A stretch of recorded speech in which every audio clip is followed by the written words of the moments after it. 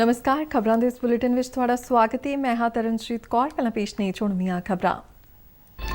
देश ਵੱਲੋਂ ਲੋਹ ਪੁਰਸ਼ सरदार वल्लभ भाई पटेल ਨੂੰ ਉਹਨਾਂ ਦੀ 146ਵੀਂ ਜਯੰਤੀ ਤੇ ਨਮਨ। ਪ੍ਰਧਾਨ ਮੰਤਰੀ ਨਰਿੰਦਰ ਮੋਦੀ ਅਨੁਸਾਰ ਸਰਦਾਰ ਪਟੇਲ ਸਿਰਫ ਇਤਿਹਾਸ ਵਿੱਚ ਹੀ ਨਹੀਂ ਸਗੋਂ ਸਾਰੇ ਦੇਸ਼ ਵਾਸੀਆਂ ਦੇ ਮਨਾਂ ਵਿੱਚ ਵਸਦੇ ਨੇ। गृह मंत्री अमित शाह गुजरात के केवड़िया विखे कौमी एकता समागम में शामिल हुए। कहा भारतीयों को सरदार पटेल के दसे रस्ते ते चल के ही देश की एकता अखंडता और खुशहाली लिए काम करना चाहिए है। प्रधानमंत्री नरेंद्र मोदी पौन पानी बदलाव बारे G20 शिखर कानफ्रेंस के दूजे सैशन में हिस्सा लैणगे। 2020 क्रिकेट विश्व कप विच भारत का मुकाबला न्यूजीलैंड नाल। ते हुण खबरां विस्तार नाल। देश के पहले उप प्रधानमंत्री ते गृह मंत्री लोह पुरुष सरदार वल्लभ भाई पटेल का 146वां जन्म दिन अज देश भर में कौमी एकता दिवस वजों मनाया जा रहा है। उन्होंने आज़ादी मगरों 560 तो वध रियासतां नूं भारत में शामिल करने विच महत्वपूर्ण भूमिका निभाई सी। प्रधानमंत्री नरेंद्र मोदी ने देशवासियों को कौमी एकता दिवस दी शुभकामनावां दिंदिआं कहा कि सरदार पटेल सिर्फ इतिहास विच ही नहीं सगों सारे देशवासियों के मनां विच वसदे ने। अपने सुनेहे विच प्रधानमंत्री मोदी ने कहा कि भारत सिर्फ एक भूगोलिक इकाई ही नहीं बल्कि आदर्शां, संकल्पां, सभ्यता ते सभ्याचार वाला उच्च मानता नाल भरपूर राष्ट्र है। धरती के जिस हिस्से उपर असीं 130 करोड़ तो वध भारती रहिंदे हां ओह साडी आत्मा दा, साडे सुपनियां दा अते साडीआं इच्छावां दा अखंड हिस्सा है। भारत के समाज में, परंपराओं में लोकतंत्र की जो मजबूत बुनियाद विकसित हुई उसने एक भारत की भावना को समृद्ध किया है। लेकिन हमें यह भी याद रखना है कि नाव में बैठे हर मुसाफिर को नाव का ध्यान रखना ही होता है। हम एक रहेंगे तभी आगे बढ़ पाएंगे। देश अपने लक्ष्यों को तभी प्राप्त कर पाएगा। एकता दिवस का मुख्य समागम गुजरात के केवड़िया विखे होया। केंद्रीय गृह मंत्री अमित शाह ने एकता दिवस के समागम में शिरकत की थी। अमित शाह ने विश्व के सब तो उच्चे स्टैचू ऑफ यूनिटी ते सरदार वल्लभ भाई पटेल नूं श्रद्धा सुमन भेंट किए। यह बहुत ही रोचक मौका सी कि देश के मौजूदा गृह मंत्री अमित शाह देश के पहले गृह मंत्री सरदार पटेल के बुत अगे नतमस्तक सन। इस मौके पर हैलीकॉप्टर राही फुलों की वर्खा की गई। बाद में अमित शाह राष्ट्रीय एकता परेड में भी शामिल हुए और परेड का निरीक्षण किया ते परेड तो सलामी लई। इस परेड में ਵੱਖ-ਵੱਖ राज्यों की पुलिस और नीम फौजी बलों के जवान शामिल सन। कौमांतरी खेड टूर्नामेंटा में तमगे जितने वाले 23 पुलिस अधिकारी भी एकता परेड का हिस्सा बने। समागम को संबोधन करदिआं अमित शाह ने शुरुआती दौर में देश को मजबूत करने लई सरदार पटेल वालों किए गए ठोस यत्नां की शलाघा की। सरदार पटेल ने जो संघर्ष किया वो सालों तक हमारी युवा पीढ़ी को प्रेरणा देता रहे। देश को एक और अखंडित करने के लिए आजादी के बाद उन्होंने जो प्रयास किया वो वर्षों तक देश की युवा पीढ़ी को प्रेरणा कर देता रहे। और ये जन सहयोग से बनी हुई ये मूर्ति ये इसका प्रतीक है कि आने वाली पीढ़ियों को किस प्रकार से सरदार से प्रेरणा लेकर आगे जाना है।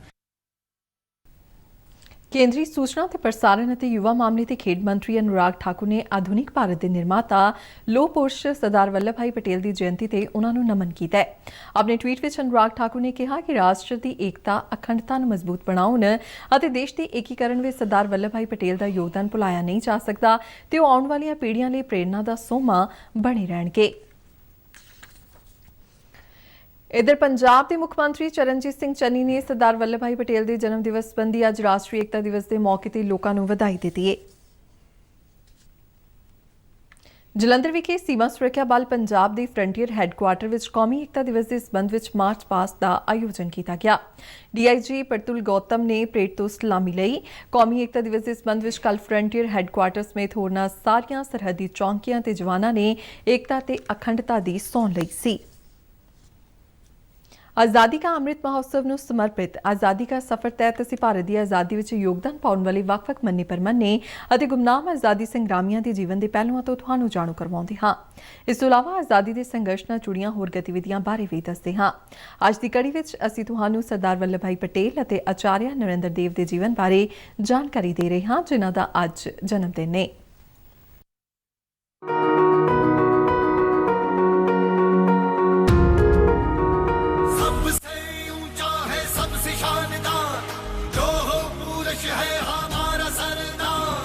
ਅੱਜ ਯਾਨੀ 31 ਅਕਤੂਬਰ ਵਾਲੇ ਦਿਨ 1875 ਨੂੰ ਦੇਸ਼ ਦੇ ਪਹਿਲੇ ਉਪ ਪ੍ਰਧਾਨ ਮੰਤਰੀ ਸਰਦਾਰ ਵੱਲਭ ਭਾਈ ਪਟੇਲ ਦਾ ਜਨਮ ਹੋਇਆ ਸੀ।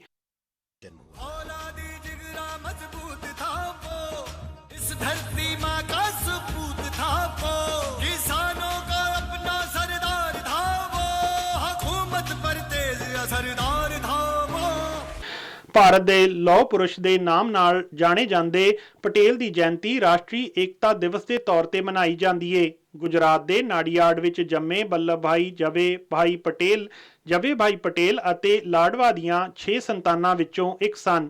ਵੱਲਭ ਭਾਈ ਪਟੇਲ ਨੇ ਕਾਨੂੰਨ ਦੀ ਪੜ੍ਹਾਈ ਕੀਤੀ ਅਤੇ ਗੋਧਰਾ ਵਿੱਚ ਵਕਾਲਤ ਕਰਨ ਲੱਗੇ। 1910 ਵਿੱਚ ਕਾਨੂੰਨ ਵਿੱਚ ਉਚੇਰੀ ਸਿੱਖਿਆ ਹਾਸਲ ਕਰਨ ਲਈ ਉਹ ਇੰਗਲੈਂਡ ਗਏ। ਉੱਥੇ ਉਹਨਾਂ ਨੇ ਸਖਤ ਮਿਹਨਤ ਕੀਤੀ ਅਤੇ ਰੋਮਨ ਕਾਨੂੰਨ ਵਿੱਚ ਪਹਿਲੇ ਨੰਬਰ ਤੇ ਰਹੇ। ਉਹਨਾਂ ਨੂੰ ਪੁਰਸਕਾਰ ਦਿੰਦੇ ਹੋਏ 3 ਸਾਲ ਦੀ ਬਜਾਏ 2 ਸਾਲ ਮਗਰੋਂ ਹੀ ਬਾਰ ਵਿੱਚ ਬੁਲਾ ਲਿਆ ਗਿਆ। 1913 ਵਿੱਚ ਵੱਲਭ ਭਾਈ ਭਾਰਤ ਪਰਤੇ ਅਤੇ ਅਹਿਮਦਾਬਾਦ ਵਿੱਚ ਵਕਾਲਤ ਸ਼ੁਰੂ ਕਰ ਦਿੱਤੀ ਅਤੇ ਜਲਦੀ ਹੀ ਬਹੁਤ ਜ਼ਿਆਦਾ ਪ੍ਰਸਿੱਧੀ ਹਾਸਲ ਕਰ ਲਈ। 1917 ਵਿੱਚ ਗਾਂਧੀ ਜੀ ਦੇ ਸੱਤਿਆਗ੍ਰਹਿ ਅੰਦੋਲਨ ਵਿੱਚ ਹਿੱਸਾ ਲੈਣ ਤੋਂ ਪਹਿਲਾਂ ਤੱਕ ਵੱਲਭ ਭਾਈ ਦਾ ਸਿਆਸਤ ਨਾਲ ਕੋਈ ਨਾਤਾ ਨਹੀਂ ਸੀ। ਗਾਂਧੀ ਜੀ ਦੇ ਪ੍ਰਭਾਵ ਵਿੱਚ ਆਉਣ ਮਗਰੋਂ ਵੱਲਭ ਭਾਈ ਨੇ ਆਪਣੀ ਜੀਵਨ ਸ਼ੈਲੀ ਬਦਲ ਲਈ ਅਤੇ ਪੱਛਮੀ ਪਹਿਰਾਵਾ ਛੱਡ ਕੇ ਭਾਰਤੀ ਪਹਿਨਾਵਾ ਅਪਣਾ ਲਿਆ। 1917 ਤੋਂ 1924 ਤੱਕ ਵੱਲਭ ਭਾਈ ਅਹਿਮਦਾਬਾਦ ਦੇ ਨਗਰ ਕਮਿਸ਼ਨਰ ਰਹੇ। ਅਜਿਹਾ ਕਰਨ ਵਾਲੇ ਉਹ ਪਹਿਲੇ ਭਾਰਤੀ ਸਨ। ਖੇੜਾ ਸੱਤਿਆਗ੍ਰਹਿ ਦੌਰਾਨ ਉਹ ਚਰਚਾ ਵਿੱਚ ਆਏ ਜਦ ਉਹਨਾਂ ਨੇ ਬੰਬਈ ਸਰਕਾਰ ਦੇ ਵਿਰੋਧ ਵਿੱਚ ਜਨ ਅੰਦੋਲਨ ਦੀ ਯੋਜਨਾ ਬਣਾਈ, ਕਿਉਂਕਿ ਉਹ ਫਸਲ ਖਰਾਬ ਹੋਣ ਦੇ ਬਾਵਜੂਦ ਪੂਰਾ ਮਾਲੀਆ ਵਸੂਲ ਰਹੇ ਸਨ। 1928 ਵਿੱਚ ਬਾਰਡੋਲੀ ਸੱਤਿਆਗ੍ਰਹਿ ਦੀ ਸਫਲ ਅਗਵਾਈ ਮਗਰੋਂ ਉਹ ਪੂਰੇ ਦੇਸ਼ ਵਿੱਚ ਹਰਮਨ ਪਿਆਰੇ ਹੋ ਗਏ। ਇੱਥੇ ਉਹਨਾਂ ਨੇ ਟੈਕਸਾਂ ਦੇ ਵਾਧੇ ਦੇ ਵਿਰੋਧ ਵਿੱਚ ਜ਼ਿਮੀਂਦਾਰਾਂ ਦੇ ਅੰਦੋਲਨ ਦੀ ਅਗਵਾਈ ਕੀਤੀ ਸੀ। ਬਾਰਡੋਲੀ ਅੰਦੋਲਨ ਵਿੱਚ ਉਹਨਾਂ ਦੀ ਕੁਸ਼ਲ ਅਗਵਾਈ ਦੇ ਕਾਰਨ ਹੀ ਉਹਨਾਂ ਨੂੰ ਸਰਦਾਰ ਦੀ ਉਪਾਧੀ ਮਿਲੀ। ਉਹ ਵਿਵਹਾਰਕ, ਫੈਸਲਾਕੁਨ ਅਤੇ ਸਖਤ ਨੇਤਾ ਮੰਨੇ ਜਾਂਦੇ ਸਨ ਅਤੇ ਅੰਗਰੇਜ਼ ਉਹਨਾਂ ਨੂੰ ਖਤਰਨਾਕ ਦੁਸ਼ਮਣ ਮੰਨਦੇ ਸਨ। 1930 ਵਿੱਚ ਨਮਕ ਸੱਤਿਆਗ੍ਰਹਿ ਤੋਂ 1942 ਵਿੱਚ ਕਾਂਗਰਸ ਦੇ ਭਾਰਤ ਛੱਡੋ ਅੰਦੋਲਨ ਦੇ ਸ਼ੁਰੂ ਹੋਣ ਤੱਕ ਸਰਦਾਰ ਪਟੇਲ ਕਈ ਵਾਰ ਜੇਲ੍ਹ ਗਏ ਅਤੇ ਕਈ ਵਾਰ ਉਹਨਾਂ ਨੂੰ 1 ਸਾਲ ਤੋਂ ਵੱਧ ਸਮੇਂ ਲਈ ਜੇਲ੍ਹ ਵਿੱਚ ਰੱਖਿਆ ਗਿਆ। ਆਜ਼ਾਦੀ ਮਗਰੋਂ ਸਰਦਾਰ ਵੱਲਭ ਭਾਈ ਪਟੇਲ ਨੂੰ ਦੇਸ਼ ਦਾ ਉਪ ਪ੍ਰਧਾਨ ਮੰਤਰੀ ਬਣਾਇਆ ਗਿਆ। ਇਸ ਦੇ ਨਾਲ ਹੀ ਉਹਨਾਂ ਨੂੰ ਗ੍ਰਹਿ ਅਤੇ ਸੂਚਨਾ ਤੇ ਪ੍ਰਸਾਰਣ ਮੰਤਰਾਲੇ ਦੀ ਜ਼ਿੰਮੇਵਾਰੀ ਸੌਂਪੀ ਗਈ। ਉਥਲ-ਪੁਥਲ ਭਰੇ ਇਹਨਾਂ ਦਿਨਾਂ ਦੌਰਾਨ ਸਰਦਾਰ ਪਟੇਲ ਨੇ 560 ਤੋਂ ਵੱਧ ਰਿਆਸਤਾਂ ਨੂੰ ਭਾਰਤੀ ਸੰਘ ਵਿੱਚ ਸ਼ਾਮਲ ਕਰਨ ਦਾ ਬਹੁਤ ਔਖਾ ਤੇ ਹੈਰਾਨੀਜਨਕ ਕੰਮ ਕੀਤਾ। ਇਹ ਮਹੱਤਵਪੂਰਨ ਕੰਮ ਉਹਨਾਂ ਨੇ ਪੂਰੀ ਸਫਲਤਾ ਨਾਲ ਮੁਕੰਮਲ ਕੀਤਾ। ਵੀਪੀ ਮੈਨਨ ਦੀ ਸਹਾਇਤਾ ਨਾਲ ਸਰਦਾਰ ਪਟੇਲ ਨੇ ਇੰਸਟਰੂਮੈਂਟ ਆਫ ਐਕਸੈਸ਼ਨ ਦਾ ਮਸੌਦਾ ਤਿਆਰ ਕੀਤਾ, ਜਿਸ ਉੱਪਰ ਇਹਨਾਂ ਰਿਆਸਤਾਂ ਦੇ ਰਜਵਾੜਿਆਂ ਨੇ ਦਸਤਖਤ ਕਰਵਾਏ ਗਏ, ਪਰ ਜੋਧਪੁਰ, ਜੂਨਾਗੜ੍ਹ, ਹੈਦਰਾਬਾਦ ਅਤੇ ਕਸ਼ਮੀਰ ਵਰਗੀਆਂ ਕੁਝ ਰਿਆਸਤਾਂ ਸੰਯੁਕਤ ਭਾਰਤ ਵਿੱਚ ਸ਼ਾਮਲ ਹੋਣ ਤੋਂ ਹਿਚਕਿਚਾ ਰਹੀਆਂ ਸਨ ਜਾਂ ਚਾਹਵਾਨ ਹੀ ਨਹੀਂ ਸਨ। ਸਰਦਾਰ ਪਟੇਲ ਨੇ ਉਹਨਾਂ ਨਾਲ ਮਜ਼ਬੂਤੀ ਅਤੇ ਦ੍ਰਿੜ ਇਰਾਦੇ ਨਾਲ ਰਾਜਨੇਤਾ ਵਜੋਂ ਗੱਲਬਾਤ ਕੀਤੀ ਤੇ ਭਾਰਤੀ ਸੰਘ ਵਿੱਚ ਉਹਨਾਂ ਦਾ ਰਲੇਵਾਂ ਕਰਨ ਵਿੱਚ ਕਾਮਯਾਬ ਰਹੇ। ਸਰਦਾਰ ਸੰਵਿਧਾਨ ਸਭਾ ਦੇ ਸੀਨੀਅਰ ਮੈਂਬਰ ਸਨ ਅਤੇ ਘੱਟ ਗਿਣਤੀਆਂ, ਜਨਜਾਤੀਆਂ ਤੇ ਬਾਹਰੀ ਖੇਤਰਾਂ, ਮੂਲ ਅਧਿਕਾਰਾਂ ਤੇ ਪ੍ਰਦੇਸ਼ਿਕ ਸੰਵਿਧਾਨਾਂ ਲਈ ਜ਼ਿੰਮੇਦਾਰ ਕਮੇਟੀ ਦੇ ਪ੍ਰਧਾਨ ਵੀ ਸਨ। ਸਰਦਾਰ ਪਟੇਲ ਨੇ ਭਾਰਤੀ ਪ੍ਰਸ਼ਾਸਨਿਕ ਸੇਵਾ ਅਤੇ ਭਾਰਤੀ ਪੁਲਿਸ ਸੇਵਾ ਦੀ ਸਥਾਪਨਾ ਵਿੱਚ ਵੀ ਮਹੱਤਵਪੂਰਨ ਭੂਮਿਕਾ ਨਿਭਾਈ। ਉਹ ਆਲ ਇੰਡੀਆ ਸਰਵਿਸ ਨੂੰ ਦੇਸ਼ ਦਾ ਸਟੀਲ ਫਰੇਮ ਕਹਿੰਦੇ ਸਨ। 1950 ਵਿੱਚ ਸਰਦਾਰ ਪਟੇਲ ਦੀ ਸਿਹਤ ਤੇਜ਼ੀ ਨਾਲ ਡਿੱਗਣ ਲੱਗੀ। 15 ਦਸੰਬਰ 1950 ਨੂੰ ਬੰਬਈ ਦੇ ਬਿਰਲਾ ਹਾਊਸ ਵਿੱਚ ਉਹਨਾਂ ਦਾ ਦੇਹਾਂਤ ਹੋ ਗਿਆ। ਅਨੇਕ ਦੇਸ਼ਾਂ ਦੀਆਂ ਸਰਕਾਰਾਂ ਅਤੇ ਨੇਤਾਵਾਂ ਨੇ ਉਹਨਾਂ ਦੇ ਦੇਹਾਂਤ ਤੇ ਸ਼ੋਕ ਸੁਨੇਹੇ ਭੇਜੇ। ਉਹਨਾਂ ਦਾ ਅੰਤਿਮ ਸੰਸਕਾਰ ਬੰਬਈ ਦੇ ਸੋਨਾਪੁਰ ਵਿੱਚ ਕੀਤਾ ਗਿਆ, ਜਿੱਥੇ 10 ਲੱਖ ਲੋਕ ਸ਼ਾਮਲ ਹੋਏ। 1991 ਵਿੱਚ ਭਾਰਤ ਸਰਕਾਰ ਨੇ ਸਰਦਾਰ ਪਟੇਲ ਨੂੰ ਮਰਨ ਉਪਰੰਤ ਦੇਸ਼ ਦੇ ਸਭ ਤੋਂ ਵੱਡੇ ਨਾਗਰਿਕ ਸਨਮਾਨ ਭਾਰਤ ਰਤਨ ਪ੍ਰਦਾਨ ਕੀਤਾ। 2014 ਵਿੱਚ ਸਰਕਾਰ ਨੇ ਉਹਨਾਂ ਦੀ ਜਯੰਤੀ ਨੂੰ ਰਾਸ਼ਟਰੀ ਏਕਤਾ ਦਿਵਸ ਦੇ ਰੂਪ ਵਿੱਚ ਮਨਾਉਣ ਦਾ ਐਲਾਨ ਕੀਤਾ। 2018 ਵਿੱਚ ਸਰਦਾਰ ਪਟੇਲ ਦੀ 143ਵੀਂ ਜਯੰਤੀ ਉੱਪਰ ਪ੍ਰਧਾਨ ਮੰਤਰੀ ਨਰਿੰਦਰ ਮੋਦੀ ਨੇ ਗੁਜਰਾਤ ਦੇ ਕੇਵੜੀਆ ਵਿੱਚ ਸਟੈਚੂ ਆਫ ਯੂਨਿਟੀ ਤੋਂ ਪਰਦਾ ਹਟਾਇਆ। ਨਰਮਦਾ ਬੰਨ ਉੱਪਰ ਬਣੀ ਇਹ ਵਿਸ਼ਵ ਦੀ ਸਭ ਤੋਂ ਉੱਚੀ ਪ੍ਰਤਿਮਾ ਹੈ ਅਤੇ ਦੇਸ਼ ਲਈ ਸਰਦਾਰ ਪਟੇਲ ਦੀ ਵਡਮੁੱਲੀ ਸੇਵਾ ਦਾ ਵਾਜਬ ਸਨਮਾਨ ਹੈ।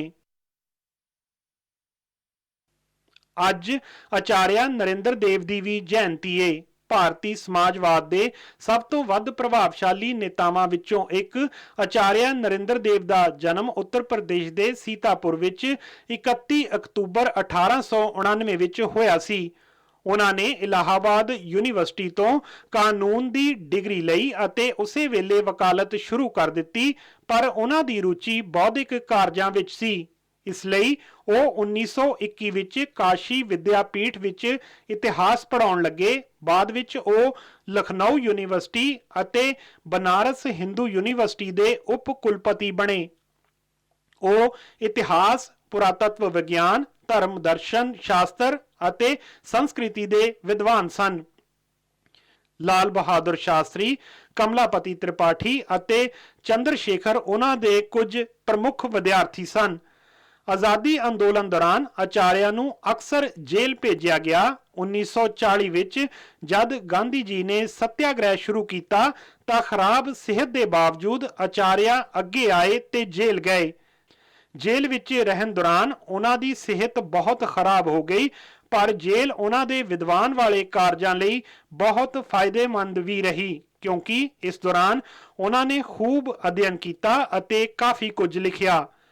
ਆਜ਼ਾਦੀ ਮਗਰੋਂ ਜਦ ਸਮਾਜਵਾਦੀਆਂ ਨੇ ਕਾਂਗਰਸ ਛੱਡ ਕੇ 1948 ਵਿੱਚ ਆਜ਼ਾਦ ਸੋਸ਼ਲਿਸਟ ਪਾਰਟੀ ਬਣਾਈ ਤਾਂ ਆਚਾਰਿਆ ਨੇ ਉੱਤਰ ਪ੍ਰਦੇਸ਼ ਵਿਧਾਨ ਸਭਾ ਤੋਂ ਅਸਤੀਫਾ ਦੇ ਦਿੱਤਾ, ਕਿਉਂਕਿ ਉਹਨਾਂ ਦਾ ਮੰਨਣਾ ਸੀ ਕਿ ਕਾਂਗਰਸ ਦੀ ਟਿਕਟ ਉੱਪਰ ਜਿੱਤੀ ਸੀਟ ਉੱਪਰ ਕਾਂਗਰਸ ਛੱਡ ਕੇ ਬਣੇ ਰਹਿਣਾ ਇਖਲਾਕੀ ਤੌਰ ਤੇ ਵਾਜਬ ਨਹੀਂ ਹੈ। 19 ਫਰਵਰੀ 1956 ਨੂੰ 67 ਸਾਲ ਦੀ ਉਮਰ ਵਿੱਚ ਆਚਾਰਿਆ ਦਾ ਮਦਰਾਸ ਵਿੱਚ ਦੇਹਾਂਤ ਹੋ ਗਿਆ। ਉਹਨਾਂ ਨੇ ਆਜ਼ਾਦੀ ਸੰਘਰਸ਼ ਦੇ ਬਾਅਦ ਵਿੱਚ ਸ਼ਿਕਸ਼ਕ, ਚਿੰਤਕ ਅਤੇ ਸਮਾਜਵਾਦੀ ਨੇਤਾ ਦੇ ਰੂਪ ਵਿੱਚ ਰਾਸ਼ਟਰ ਨਿਰਮਾਣ ਵਿੱਚ ਅਸਾਧਾਰਨ ਯੋਗਦਾਨ ਦਿੱਤਾ। ਦੇਸ਼ ਅੱਜ ਸਵਰਗੀ ਪ੍ਰਧਾਨ ਮੰਤਰੀ ਇੰਦਰਾ ਗਾਂਧੀ ਦੀ ਬਰਸੀ ਮੌਕੇ ਉਹਨਾਂ ਨੂੰ ਯਾਦ ਕਰ ਰਿਹਾ ਹੈ। ਪ੍ਰਧਾਨ ਮੰਤਰੀ ਨਰਿੰਦਰ ਮੋਦੀ ਨੇ ਇੱਕ ਟਵੀਟ ਕਰਕੇ ਸਵਰਗੀ ਇੰਦਰਾ ਗਾਂਧੀ ਨੂੰ ਆਪਣੀ ਸ਼ਰਧਾਂਜਲੀ ਭੇਂਟ ਕੀਤੀ ਹੈ।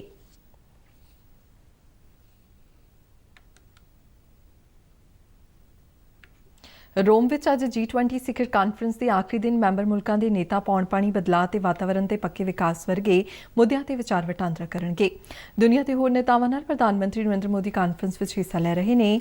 ਕੱਲ੍ਹ ਕਾਨਫਰੰਸ ਦੌਰਾਨ ਦੁਨੀਆ ਦੀ ਅਰਥ ਵਿਵਸਥਾ ਤੇ ਸਿਹਤ ਬਾਰੇ ਇੱਕ ਸੈਸ਼ਨ ਆਯੋਜਿਤ ਕੀਤਾ ਗਿਆ, ਜਿਸ ਵਿੱਚ G20 ਮੁਲਕਾਂ ਵਿੱਚ ਇਹਨਾਂ ਮੁੱਦਿਆਂ ਤੇ ਆਪਣੇ ਵਿਚਾਰ ਦੱਸੇ ਗਏ। ਪ੍ਰਧਾਨ ਮੰਤਰੀ ਨਰਿੰਦਰ ਮੋਦੀ ਨੇ ਕੋਵਿਡ-19 ਖਿਲਾਫ ਸੰਘਰਸ਼ ਵਿੱਚ ਭਾਰਤ ਦੇ ਯੋਗਦਾਨ ਨੂੰ ਉਜਾਗਰ ਕੀਤਾ ਅਤੇ ਇੱਕ ਧਰਤੀ ਇੱਕ ਸਿਹਤ ਦੇ ਭਾਰਤ ਦੇ ਟੀਚੇ ਨੂੰ ਸਪਸ਼ਟ ਕੀਤਾ। ਇਸ ਕਾਨਫਰੰਸ ਮਗਰੋਂ ਪ੍ਰਧਾਨ ਮੰਤਰੀ ਮੋਦੀ ਸਕਾਟਲੈਂਡ ਦੇ ਗਲਾਸਗੋ ਲਈ ਰਵਾਨਾ ਹੋਣਗੇ, ਜਿੱਥੇ ਪੌਣ ਪਾਣੀ ਬਦਲਾਅ ਬਾਰੇ ਕੌਮਾਂਤਰੀ ਕਾਨਫਰੰਸ COP26 ਸ਼ੁਰੂ ਹੋਣ ਜਾ ਰਹੀ ਹੈ। ਪ੍ਰਧਾਨ ਮੰਤਰੀ ਪੌਣ ਪਾਣੀ ਤਬਦੀਲੀ ਬਾਰੇ ਸੰਯੁਕਤ ਰਾਸ਼ਟਰ framework convention conference of parties COP ਦੇ 26ਵੇਂ ਐਡੀਸ਼ਨ ਵਿੱਚ ਹਿੱਸਾ ਲੈਣਗੇ। COP26 ਦੀਆਂ ਉੱਚ ਪੱਧਰੀ ਮੀਟਿੰਗਾਂ ਅਗਲੇ 2 ਦਿਨਾਂ ਤੱਕ ਚੱਲਣਗੀਆਂ। ਇਸ ਵਿੱਚ 120 ਤੋਂ ਵੱਧ ਮੁਲਕਾਂ ਦੇ ਮੁਖੀਆਂ ਦੇ ਹਿੱਸਾ ਲੈਣ ਦੀ ਸੰਭਾਵਨਾ ਹੈ। ਗਲਾਸਗੋ ਵਿੱਚ ਇੱਕ ਹੋਰ ਅਹਿਮ programme global green grid initiative ਹੈ, ਜਿਸ ਦਾ ਆਯੋਜਨ ਇੱਕ ਸੂਰਜ ਇੱਕ ਦੁਨੀਆ ਇੱਕ ਗ੍ਰਿਡ ਦੇ ਵਿਜ਼ਨ ਤਹਿਤ ਕੀਤਾ ਜਾ ਰਿਹਾ ਹੈ। ਗਲਾਸਗੋ ਵਿੱਚ ਹੋਣ ਵਾਲੇ 26ਵੀਂ COP ਕਾਨਫਰੰਸ ਦੌਰਾਨ ਮੈਂਬਰ ਮੁਲਕ ਪੈਰਿਸ ਸਮਝੌਤੇ ਨੂੰ ਲਾਗੂ ਕਰਨ ਸੰਬੰਧੀ ਦਿਸ਼ਾ ਨਿਰਦੇਸ਼ਾਂ ਨੂੰ ਅੰਤਿਮ ਰੂਪ ਦੇਣਗੇ। ਤੇ ਇਸ ਦੇ ਨਾਲ ਹੀ ਖਬਰਾਂ ਦਾ ਬੁਲੇਟਿਨ ਖਤਮ ਹੁੰਦਾ ਹੈ। ਆਗਿਆ ਦਿਓ। ਨਮਸਕਾਰ।